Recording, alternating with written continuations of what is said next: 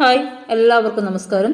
ഇന്ന് നമുക്ക് സാറ്റിലെ വളരെ പ്രധാനപ്പെട്ട ഒരു പോർഷനായ ഫിസിക്സിലെ ഫസ്റ്റ് ചാപ്റ്ററായ മെഷർമെന്റ് ആൻഡ് യൂണിറ്റ്സ്, അളവുകളും യൂണിറ്റുകളും, ആ ചാപ്റ്ററിൽ വരാൻ സാധ്യതയുള്ള രണ്ട് ചോദ്യങ്ങളാണ്. ഒന്ന്, ഫണ്ടമെന്റൽ ക്വാണ്ടിറ്റീസ് എന്താണെന്നും അതിൻ്റെ എക്സാമ്പിൾസും, അതേപോലെ തന്നെ ഡിറൈവ്ഡ് ക്വാണ്ടിറ്റീസ് എന്താണെന്നും അതിൻ്റെ എക്സാമ്പിൾസും. താഴെ പറയുന്നവയിൽ വ്യത്യസ്തമായത് ഏത് എന്ന രീതിയിലൊക്കെയാണ് നമുക്ക് ക്വസ്റ്റ്യൻ പേപ്പറിൽ കാണാൻ സാധിക്കുക. അപ്പോൾ നമ്മൾ എന്ത് ചെയ്യണം? ഡിറൈവ്ഡ് ക്വാണ്ടിറ്റീസ് എന്താണെന്നും ഫണ്ടമെന്റൽ ക്വാണ്ടിറ്റീസ് എന്താണെന്നും കൃത്യമായിട്ട് പഠിച്ചിരിക്കണം. അതിൻ്റെ എക്സാമ്പിൾസും പഠിച്ചിരിക്കണം. അതായത് അടിസ്ഥാന യൂണിറ്റുകളും വ്യുൽപ്പന്ന യൂണിറ്റുകളും എന്താണെന്ന് പഠിച്ചിരിക്കണം. എത്ര അടിസ്ഥാന യൂണിറ്റുകളാണ് ഉള്ളത് എന്നും എത്രത്തോളം നമുക്ക് പഠിക്കാൻ പറ്റുന്നത്രത്തോളം ഡിറൈവ്ഡ് യൂണിറ്റ്സിൻ്റെ പേരും നമ്മൾ പഠിച്ചിരിക്കണം. അത് മാത്രമാണ്. ആ രണ്ട് ചോദ്യങ്ങൾ വളരെ നല്ല രീതിയിൽ എക്സ്പ്ലെയിൻ ചെയ്താണ് ഇന്ന് ഈ ക്ലാസ് മുന്നോട്ട് പോകുന്നത്. എല്ലാവരും സ്കിപ്പ് ചെയ്യാതെ മുഴുവനായും കാണുക. ഇതുമായി ബന്ധപ്പെട്ടിട്ടുള്ള ഒരു മോക്ക് ടെസ്റ്റ് നമുക്ക് ചെയ്യാം. ഗ്രൂപ്പിൽ അവൈലബിൾ ആണ്. അതേപോലെ തന്നെ ഡിസ്ക്രിപ്ഷനിൽ ഞാൻ ലിങ്ക് ആഡ് ചെയ്യാം. ഓക്കെ ആണേ? എങ്കിൽ തുടങ്ങാം. യൂണിറ്റുകളെ രണ്ടായി തിരിച്ചിട്ടുണ്ട്. അതേതൊക്കെയാണ്? അടിസ്ഥാന അളവുകൾ, ഫണ്ടമെന്റൽ യൂണിറ്റ്സ് അഥവാ ഫണ്ടമെന്റൽ ക്വാണ്ടിറ്റീസ്, അടിസ്ഥാന അളവുകൾ എന്നും. രണ്ടാമതായി തിരിച്ചിരിക്കുന്നത് ഏത് പേരിലാണ്? വ്യുൽപ്പന്ന അളവുകൾ, ഡിറൈവ്ഡ് ക്വാണ്ടിറ്റീസ്. ഈ പേരിലാണ് യൂണിറ്റുകളെ രണ്ടായി തരംതിരിച്ചിരിക്കുന്നത്. ഏതൊക്കെയാണ്? Fundamental quantities and derived quantities, അടിസ്ഥാന അളവുകൾ, അതേപോലെ തന്നെ വ്യുൽപ്പന്ന അളവുകൾ, ഡിറൈവ്ഡ് ക്വാണ്ടിറ്റീസ്. അപ്പോൾ യൂണിറ്റുകളെ രണ്ടായി തിരിച്ചിരിക്കുന്നു. അതിൻ്റെ പേരുകൾ നിങ്ങൾ പഠിച്ചു. ഇനി നമുക്ക് നോക്കാം, എന്താണ് അല്ലെങ്കിൽ എന്തിനെയാണ് അടിസ്ഥാന അളവുകളായി നമ്മൾ കണക്കാക്കുന്നത്? ഫണ്ടമെന്റൽ ക്വാണ്ടിറ്റീസ് എന്നാൽ എന്ത് എന്ന ചോദ്യത്തിന് ഉത്തരമാണ് ഞാൻ അടുത്തതായി പറയുന്നത്. Fundamental quantities are quantities that exist independently and cannot be expressed in terms of other quantities. അതായത് പരസ്പര ബന്ധമില്ലാതെ നിലനിൽക്കുന്നതും മറ്റ് അളവുകൾ ഉപയോഗിച്ച് പ്രസ്താവിക്കാൻ കഴിയാത്തതുമായ അളവുകളെ അറിയപ്പെടുന്ന പേരാണ് അടിസ്ഥാന അളവുകൾ. എന്താണ് അടിസ്ഥാന അളവുകൾ? പരസ്പരം ബന്ധമില്ലാതെ നിലനിൽക്കുന്നതും മറ്റു അളവുകൾ ഉപയോഗിച്ച് പ്രസ്താവിക്കാൻ കഴിയാത്തതുമായ അളവുകളെയാണ് ഫണ്ടമെന്റൽ ക്വാണ്ടിറ്റീസ് അഥവാ അടിസ്ഥാന അളവുകൾ എന്ന് അറിയപ്പെടുന്നത്. Fundamental quantities are quantities that exist independently and cannot be expressed in terms of other quantities. Okay, fundamental ക്വാണ്ടിറ്റീസിന്റെ ഡെഫിനിഷൻ സെറ്റായല്ലോ. ഇനി നമുക്ക് അത് എത്ര ഫണ്ടമെന്റൽ ക്വാണ്ടിറ്റീസ്, അതായത് അടിസ്ഥാന അളവുകൾ ഉണ്ട് എന്ന് നോക്കാം. അടിസ്ഥാന അളവുകൾ 7 എണ്ണമാണുള്ളത്. 7 അടിസ്ഥാന അളവുകളാണുള്ളത്. അവ ഏതൊക്കെയാണെന്ന് നോക്കാം.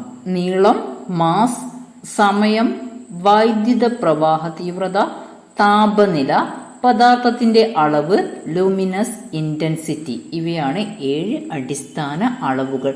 അതിന്റെ യൂണിറ്റുകൾ നമുക്ക് ഇപ്പൊ തന്നെ പഠിക്കാം.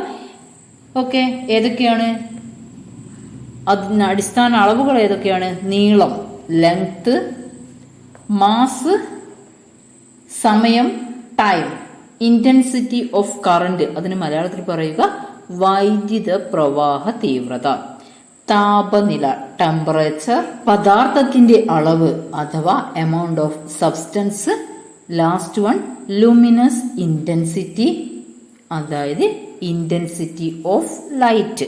അപ്പോൾ ഏതൊക്കെയാണ് അടിസ്ഥാന അളവുകൾ? 7 എണ്ണം ഞാനിപ്പോൾ പറഞ്ഞു. ഞാൻ നോട്ട്സ് ഗ്രൂപ്പിൽ ഷെയർ ചെയ്യാം. ഓക്കെ, ഇതിന്റെ യൂണിറ്റുകൾ ഏതൊക്കെയാണെന്ന് പഠിക്കാം. ലെങ്ത്തിന്റെ യൂണിറ്റ് ഏതാണ് മക്കളെ? നീളത്തിന്റെ യൂണിറ്റ് മീറ്റർ ആണ്.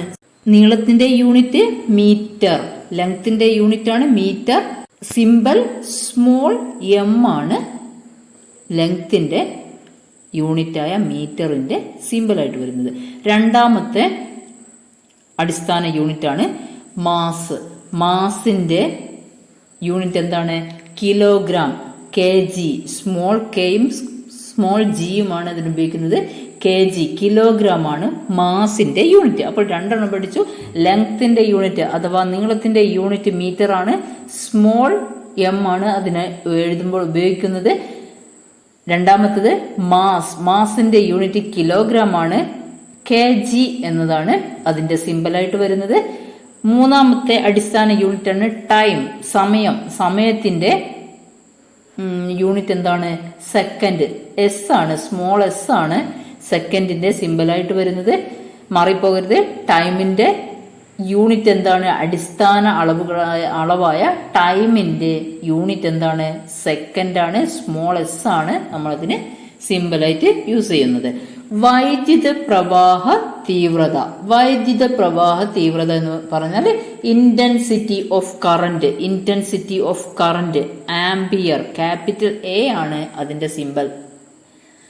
വൈദ്യുത പ്രവാഹ തീവ്രത അതിന്റെ യൂണിറ്റ് എന്താണ്? ആംപിയർ ആണ്. ഇന്റൻസിറ്റി ഓഫ് കറന്റ് ആണ് വൈദ്യുത പ്രവാഹ തീവ്രത. അതിന്റെ യൂണിറ്റ് ആണ് ആംപിയർ. ക്യാപിറ്റൽ എ ആണ് അതിന്റെ സിമ്പൽ. ഇനി നമുക്ക് നോക്കാനുള്ളത് ടെമ്പറേച്ചർ, താപനിലയുടെ യൂണിറ്റ് ആണ് കെൽവിൻ. ക്യാപിറ്റൽ കെ ആണ് കെൽവിൻ യൂസ് ചെയ്യുന്നത്. താപനില അഥവാ ടെമ്പറേച്ചർ അതിന്റെ യൂണിറ്റ് ഏതാണ് മക്കളെ? കെൽവിൻ. ക്യാപിറ്റൽ കെ ആണ് അതിന്റെ സിമ്പലായിട്ട് നമ്മൾ യൂസ് ചെയ്യുന്നത്. പദാർത്ഥത്തിന്റെ അളവ്, amount of substance, unit mole. MOL, small MOL, mole ആണ് പദാർത്ഥത്തിന്റെ അളവ് അഥവാ എമൗണ്ട് ഓഫ് സബ്സ്റ്റൻസിന്റെ യൂണിറ്റ്. ലൂമിനസ് ഇന്റൻസിറ്റി അഥവാ ഇന്റൻസിറ്റി ഓഫ് ലൈറ്റ് അതിന്റെ യൂണിറ്റ് ആണ് കാൻഡില. CD, ക്യാപിറ്റൽ സിയും സ്മോൾ ഡിയുമാണ് കാൻഡില എന്നതിന്റെ സിമ്പലായിട്ട് വരുന്നത്. ലൂമിനസ് ഇന്റൻസിറ്റി അഥവാ ഇന്റൻസിറ്റി ഓഫ് ലൈറ്റ് കാൻഡില. 7 അടിസ്ഥാന യൂണിറ്റുകളാണ് നമ്മളിവിടെ പറഞ്ഞത്. കൺഫ്യൂഷൻ വരും, അതുകൊണ്ട് ഒന്നുകൂടെ, ഒരു തവണ കേട്ടാൽ മനസ്സിലാവില്ല, ഒന്നുകൂടെ നിങ്ങൾ റിപ്പീറ്റ് ചെയ്ത് കേൾക്കുക. ഓക്കെ ആണേ. ഇനി നമുക്ക് നോക്കാനുള്ളത് വ്യുൽപ്പന്ന അളവുകൾ, ഡിറൈവ്ഡ് ക്വാണ്ടിറ്റീസ് ആണ്. എന്താണ് വ്യുൽപ്പന്ന അളവുകൾ എന്ന് നോക്കാം. അടിസ്ഥാന അളവുകൾ ഉപയോഗിച്ച് പ്രസ്താവിക്കാൻ കഴിയുന്ന അളവുകളാണ് വ്യുൽപ്പന്ന അളവുകൾ എന്ന പേരിൽ അറിയപ്പെടുന്നത്. ഫോർ എക്സാമ്പിൾ, നമ്മുടെ പാഠപുസ്തകത്തിൽ തന്നെ കൊടുത്തിട്ടുണ്ട്. പരപ്പളവ്, വ്യാപ്തം ഇവയൊക്കെ കണ്ടെത്താൻ ഏരിയയും വോള്യവും കണ്ടെത്തുന്ന ആ സൂത്രവാക്യത്തിലൊക്കെ, അല്ലെങ്കിൽ അത് കണ്ടെത്തുമ്പോൾ നമ്മൾ യൂസ് ചെയ്യുന്നത് അതിൻ്റെ നീളവും വീതിയുമാണ്. അപ്പോൾ നീളത്തിൻ്റെ അടിസ്ഥാന യൂണിറ്റ് അല്ലേ മീറ്റർ. അപ്പോൾ അത് വെച്ചിട്ടാണ് നമ്മൾ എന്ത് ചെയ്യുന്നത്? ഒരു ഏരിയ ഒക്കെ കണ്ടുപിടിക്കുന്നത്. നീളം ഇൻറ്റു വീതി. ഓക്കെ. അപ്പോൾ നമ്മൾ അവിടെ അടിസ്ഥാന യൂണിറ്റ് ബേസ് ആക്കിക്കൊണ്ട് പുതിയൊരു അളവിനെ കണ്ടെത്തുകയാണ്, പുതിയൊരു അളവ് കണ്ടെത്തുകയാണ്. അങ്ങനെ ഈ അടിസ്ഥാന അളവുകൾ ഉപയോഗിച്ച് പ്രസ്താവിക്കാൻ കഴിയുന്ന പുതിയ തരം അളവുകളില്ലേ, അതിൽ നിന്നുണ്ടാവുന്ന അളവുകളാണ് വ്യുൽപ്പന്ന അളവുകൾ എന്ന് അറിയപ്പെടുന്നത്. Quantities that can be expressed in terms of fundamental quantities are derived quantities. അപ്പോൾ ഏതൊക്കെയാണ് ഈ വ്യുൽപ്പന്ന അളവുകൾ എന്ന് നമുക്ക് നോക്കാം. അതിനു മുമ്പ് എങ്ങനെയാണ് ഇവിടെ ചോദ്യം, വ്യുൽപ്പന്ന അളവുകളും അല്ലെങ്കിൽ അടിസ്ഥാന അളവുകളും പഠിച്ചിട്ട് നമുക്ക് അവിടെ എങ്ങനെയാണ് ചോദ്യം വരുന്നത് എന്ന് നോക്കാം. ഒന്ന് ചോദിക്കും, ഇപ്പോൾ പഠിച്ചില്ലേ നമ്മൾ ഇങ്ങനെ അളവുകളും അതിൻ്റെ യൂണിറ്റുകളും, അത് ചോദിക്കാൻ സാധ്യതയുണ്ട്. അളവുകളും യൂണിറ്റുകളും അത് ചോദിക്കാൻ സാധ്യതയുണ്ട്. അതേപോലെ തന്നെ ചോദ്യത്തിൽ നമ്മുടെ ഓപ്ഷനായിട്ട് 3 ഫണ്ടമെന്റൽ ക്വാണ്ടിറ്റീസ് തന്നിട്ട് അതേപോലെ തന്നെ ഒരു ഡിറൈവ്ഡ് ക്വാണ്ടിറ്റീസ് തന്നിട്ട് ഇതിൽ വ്യത്യസ്തമായത് ഏത് എന്ന് ചോദിക്കാം. അല്ലെങ്കിൽ 3 ഡിറൈവ്ഡ് ക്വാണ്ടിറ്റീസിൻ്റെ യൂണിറ്റുകൾ തന്നിട്ട് ഒരു ഫണ്ടമെന്റൽ ക്വാണ്ടിറ്റീസിൻ്റെ ഒരു യൂണിറ്റും തന്നിട്ട് അതിൽ നിന്ന് വ്യത്യസ്തമായത് ഏത് എന്ന് ചോദിക്കാം. അപ്പോൾ അങ്ങനെയാകുമ്പോൾ നമ്മൾ കുറച്ച് എന്തായാലും നമ്മൾ അടിസ്ഥാന അളവുകളും അവയുടെ യൂണിറ്റുകളും 7 നമ്മൾ എന്തായാലും പഠിച്ചിരിക്കണം. അതേപോലെ തന്നെ വളരെ പ്രധാനപ്പെട്ട, നിങ്ങൾ ഇപ്പോൾ 8ാം ക്ലാസ്സിൽ പഠിക്കുന്ന മക്കളാണ്, അപ്പോൾ നിങ്ങൾക്ക് പഠിക്കാൻ അല്ലെങ്കിൽ ചോദിക്കാൻ സാധ്യതയുള്ള കുറച്ച് ഡിറൈവ്ഡ് ക്വാണ്ടിറ്റീസും അതിൻ്റെ യൂണിറ്റുകളും എന്തായാലും പഠിച്ചിരിക്കണം. ഞാൻ അതിൻ്റെ നോട്ട്സ് വാട്സപ്പ് ഗ്രൂപ്പിൽ ഷെയർ ചെയ്യാം. ഓക്കെയാണ്. അപ്പോൾ കുറച്ച് ഡിറൈവ്ഡ് ക്വാണ്ടിറ്റീസും അതിൻ്റെ വളരെ പ്രധാനപ്പെട്ടത് മാത്രം നമുക്ക് NMMSന് വരുമെന്ന് നമ്മൾ പ്രതീക്ഷിക്കുന്ന കുറച്ച് ചോദ്യങ്ങൾ മാത്രം, ഡിറൈവ്ഡ് ക്വാണ്ടിറ്റീസ് ആൻഡ് യൂണിറ്റ്സ് നമുക്ക് പഠിക്കാം. അതേതൊക്കെയാണ്? പ്രതിരോധം, റെസിസ്റ്റൻസിൻ്റെ യൂണിറ്റ് ഏതാണ്? ഓം. ഓം ആണ് പ്രതിരോധത്തിൻ്റെ അല്ലെങ്കിൽ റെസിസ്റ്റൻസിൻ്റെ യൂണിറ്റ് ആയിട്ട് വരുന്നത്. ഊർജം, താപം, പ്രവൃത്തി, ഇവ മൂന്നിനും ഒരേ യൂണിറ്റ് ആണ് വരുന്നത്, ജൂൾ. ഊർജം, താപം, പ്രവൃത്തി, ഇതിന്റെ യൂണിറ്റ് ചോദിച്ചാൽ ജൂൾ ആണ്. റെസിസ്റ്റൻസിന് നമ്മൾ പഠിച്ചു, അല്ലെങ്കിൽ പ്രതിരോധത്തിന് ഓം ആണ് എന്തായിട്ട് വരുന്നത്? യൂണിറ്റ് ആയിട്ട് വരുന്നത്. വൈദ്യുത ചാർജിന്റെ യൂണിറ്റ് എന്താണ്? കൂളോം. കൂളോം ആണ് വൈദ്യുത ചാർജിന്റെ യൂണിറ്റ്. ഈ പഠിക്കുന്നതൊക്കെ ഡിറൈവ്ഡ് ക്വാണ്ടിറ്റീസ് അഥവാ വ്യുൽപ്പന്ന അളവുകളാണ്. അതിന്റെ യൂണിറ്റുകളും നമ്മൾ പഠിച്ചിരിക്കണം. അതാണ് ഇപ്പോൾ പറഞ്ഞുകൊണ്ടിരിക്കുന്നത്. ബലം, ഭാരം, ഇവയുടെ, ഇത് വളരെ പ്രധാനപ്പെട്ടതാണ്, ഡിറൈവ്ഡ് ക്വാണ്ടിറ്റീസിന്റെ വളരെ പ്രധാനപ്പെട്ട ഒരു പോയിന്റാണ് ബലം, ഭാരം.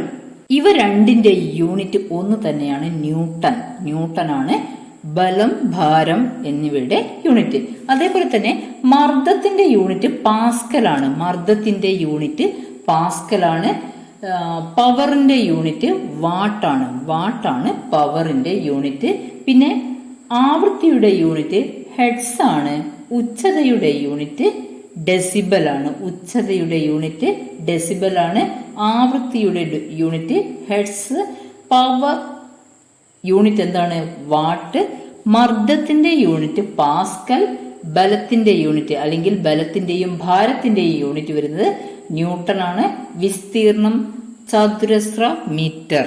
വിസ്തീർണത്തിന്റെ യൂണിറ്റ് ചോദിച്ചാൽ ചതുരശ്ര മീറ്റർ ആണ്. അതായത് m² ആണ് വരുന്നത്. ചതുരശ്ര സെന്റിമീറ്റർ അല്ല മക്കളെ. യൂണിറ്റ് എന്ന് പറഞ്ഞാൽ അത് നമ്മൾ സെന്റിമീറ്റർ കാണുന്ന സമയത്ത് സെന്റിമീറ്റർ സ്ക്വയർ എന്ന് എഴുതും. പക്ഷെ അതിന്റെ യൂണിറ്റ് ചോദിക്കുമ്പോൾ വിസ്തീർണത്തിന്റെ യൂണിറ്റ് ചോദിച്ചാൽ അത് ചതുരശ്ര മീറ്റർ ആണ്. അപ്പോൾ ഡിറൈവ്ഡ് യൂണിറ്റുകൾ ഏതൊക്കെയാണ് നമ്മളിപ്പോൾ പഠിച്ചത്? ഒന്നുകൂടെ നോക്കാം. പ്രതിരോധം. പ്രതിരോധത്തിന്റെ യൂണിറ്റ് ഓം. ഊർജം, താപം, പ്രവൃത്തി, ഇതിന്റെ യൂണിറ്റ് എന്താണ്? ജൂൾ ആണ്. അതേപോലെ തന്നെ ബലം, ഭാരം, ഇവയുടെ യൂണിറ്റ് ന്യൂട്ടൺ ആണ്. മർദ്ദം പാസ്കൽ. പവറിന്റെ യൂണിറ്റ് വാട്ട്. ആവൃത്തിയുടെ യൂണിറ്റ് ഹെഡ്സ്. ഉച്ചതയുടെ യൂണിറ്റ് ഡെസിബൽ. വിസ്തീർണത്തിന്റെ യൂണിറ്റ് ചതുരശ്ര മീറ്റർ. വ്യാപ്തത്തിന്റെ യൂണിറ്റ് ഘനമീറ്റർ. വ്യാപ്തത്തിന്റെ യൂണിറ്റ് ഘനമീറ്റർ, മീറ്റർ ക്യൂബ്. ഇതെന്തായാലും ഇപ്പോൾ നമ്മൾ ആകെ പഠിച്ചത് രണ്ട് ചോദ്യങ്ങളും അതിനുള്ള കുറേ ഉത്തരങ്ങളുമാണ്. 2 ചോദ്യങ്ങൾ എന്തൊക്കെയായിരുന്നു? What you mean by fundamental quantities and derived quantities, ഇതായിരുന്നു നമ്മൾ ചോദിച്ചത്. നമ്മളിപ്പോൾ പഠിച്ചുകൊണ്ടിരിക്കുന്നത്. അതിൻ്റെ കുറേ യൂണിറ്റ്സുകളും അതിൻ്റെ എന്താ പറയുക, അതെങ്ങനെയാണ് ചോദ്യം വരിക എന്ന് നമ്മൾ പറഞ്ഞു. എന്തായാലും മക്കളെ ഇതിൻ്റെ നോട്ട് വാട്സപ്പ് ഗ്രൂപ്പിൽ ലഭ്യമാണ്. പ്രധാനപ്പെട്ട പോയിന്റുകളെല്ലാം ഞാൻ ഷെയർ ചെയ്യാം. ഇനി നമുക്ക് ഇതിൻ്റെ ചില ചോദ്യങ്ങൾ നിങ്ങൾക്ക് വരും. കുതിരയുടെ ഉയരം കാണുന്നതിൻ്റെ യൂണിറ്റ് എന്താണ്? അങ്ങനെ കുറച്ച് കാര്യങ്ങൾ, ആകെ 2-3 ചോദ്യങ്ങൾ ചോദിക്കാൻ സാധ്യതയുണ്ട്. ഒന്ന്, കുതിരയുടെ ഉയരം അളക്കുന്നത് ഹാൻഡ്, അതിൻ്റെ യൂണിറ്റ് ഹാൻഡ് ആണ്. സ്വർണത്തിന്റെ ശുദ്ധത അളക്കുന്ന യൂണിറ്റ് ആണ് കാരറ്റ്. ഇവ രണ്ടും പഠിച്ചിരിക്കുക. കുതിരയുടെ ഉയരം അളക്കുന്ന യൂണിറ്റ് ആണ് ഹാൻഡ്. സ്വർണത്തിന്റെ ശുദ്ധത അളക്കുന്ന യൂണിറ്റ് ആണ് കാരറ്റ്. ഓസോണിന്റെ കാഠിന്യം അളക്കുന്നത് ഡോപ്സൺ യൂണിറ്റ്. ഓസോണിന്റെ കാഠിന്യം അളക്കുന്ന യൂണിറ്റ് ഏതാണെന്ന് ചോദിച്ചാൽ അത് ഡോപ്സൺ യൂണിറ്റ് ആണ്. ഓക്കെയാണ്. ഇത്രയും പോയിന്റുകൾ നിങ്ങൾ പഠിച്ചിരിക്കണം. ഇതിൽ നിന്ന് ചുരുങ്ങിയത് 2 മാർക്ക് നമുക്ക് പ്രതീക്ഷിക്കാം. വെറുതെ ആ മാർക്ക് ആരും നഷ്ടപ്പെടുത്തരുത്. ഇതിന്റെ മോക്ക് ടെസ്റ്റ് ഗ്രൂപ്പിൽ ഞാൻ ഷെയർ ചെയ്യാം. ക്ലാസ് അപ്ലോഡ് ചെയ്യുന്നതിൻ്റെ അടുത്ത ദിവസം മോക്ക് ടെസ്റ്റും ഗ്രൂപ്പിൽ ഷെയർ ചെയ്യാം. അതോടൊപ്പം തന്നെ മോക്ക് ടെസ്റ്റിൻ്റെ ലിങ്ക് ഡിസ്ക്രിപ്ഷനിൽ ആഡ് ചെയ്യുന്നുണ്ട്. നിങ്ങൾക്ക് ഈ ക്ലാസ് ഇഷ്ടമായെങ്കിൽ ലൈക്ക് ചെയ്യുക, ഉപകാരപ്പെട്ടെങ്കിൽ കൂട്ടുകാരിലേക്ക് ഷെയർ ചെയ്യുക. സബ്സ്ക്രൈബ് ചെയ്യാതെ കാണുന്നവരുണ്ടെങ്കിൽ ഒന്ന് സബ്സ്ക്രൈബ് ചെയ്യുക. നന്നായിട്ട് പഠിക്കുക. എപ്പോഴും ഓർമ്മയിലുണ്ടായിരിക്കണം, നമുക്കൊരവസരം കിട്ടിയിട്ട് നമ്മൾ ശ്രമിക്കാതെ അല്ലെങ്കിൽ നമ്മൾ ഹാർഡ് വർക്ക് ചെയ്യാതെ നമ്മൾ പരാജയപ്പെടുകയാണെങ്കിൽ അത് ഏറ്റവും വലിയ പരാജയമാണ്. നമ്മൾ ശ്രമിക്കുക, നന്നായിട്ട് ശ്രമിച്ചാൽ കഴിയാത്തതായിട്ടൊന്നുമില്ല. നത്തിങ് ഈസ് ഇമ്പോസിബിൾ എന്ന ആപ്തവാക്യം എപ്പോഴും നമ്മുടെ മനസ്സിലുണ്ടായിരിക്കുക. എല്ലാവരും നന്നായിട്ട് പഠിക്കുക. എല്ലാവർക്കും വിജയാശംസകൾ നേരുന്നു. See you soon.